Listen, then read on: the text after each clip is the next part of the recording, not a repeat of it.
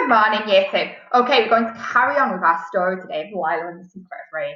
So we're going to read what we read already and then a little bit more, but only a little bit. Who remembers this from yesterday? I loved looking at your work, by the way, it was amazing. For weeks and weeks, the sun beat down on the Kenyan village where Lila lived. It was very hot, so hot that Lila, her mama and brother and all the other villagers stayed in their houses to keep away from the burning sun. It was too hot to gather firewood, too hot to weed the village garden, and even too hot to milk the cows.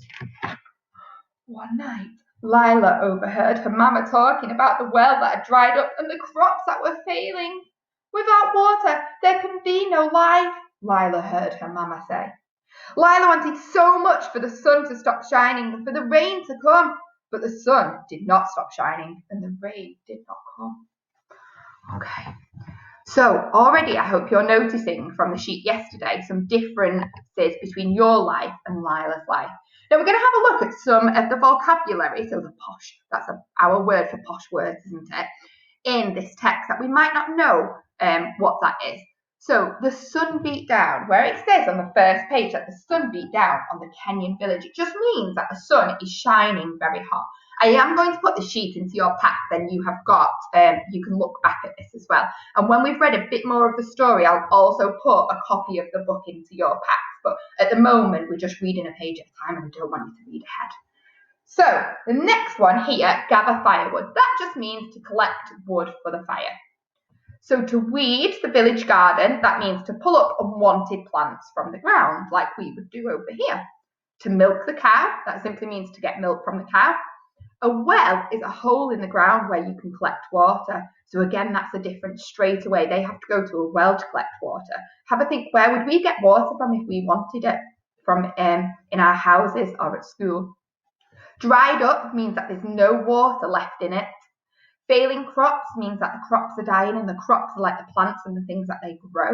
And the foot of the mountain, we'll get onto this tomorrow, but it's good to know, is the bottom of the mountain, okay? So there is some vocabulary that you might have a look back on if you're not sure what those words mean when I was reading that story. Now, the task I'd like you to do today is have a think about what Lila's mum is saying when she talks about without water there can be no life. Now, I really want you to have a think about this. What do we need water for?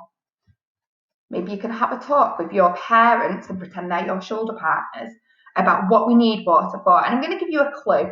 For plants to grow and for the crops to grow, they'll need water. So here where we're talking about failing crops, straight away, that might be because of the lack of water. So if they haven't got water, then they've not got crops. They will use them crops to make their food, to get their food from. So what do you think she means when she's saying that? And I'd like to see some soup sentences, maybe using our conjunction because in there as well. What do you think might happen to the village if it doesn't rain? So thinking about what's already happened and thinking about what would continue to happen in this village if no more rain comes. I've put some useful words and phrases down here so you can have a think and use these in your sentences. Then I would like you to pretend and put your hats on now that you're Lila and have a think about how she's feeling when she overhears what her mum's saying. So you can go back to the useful words on the sheet before us, but do you think she might be a little bit worried? Do you think she might understand everything that's going on? Do you think she might be a little bit sad? And I'd like you to write exactly what she's feeling inside in this bubble here.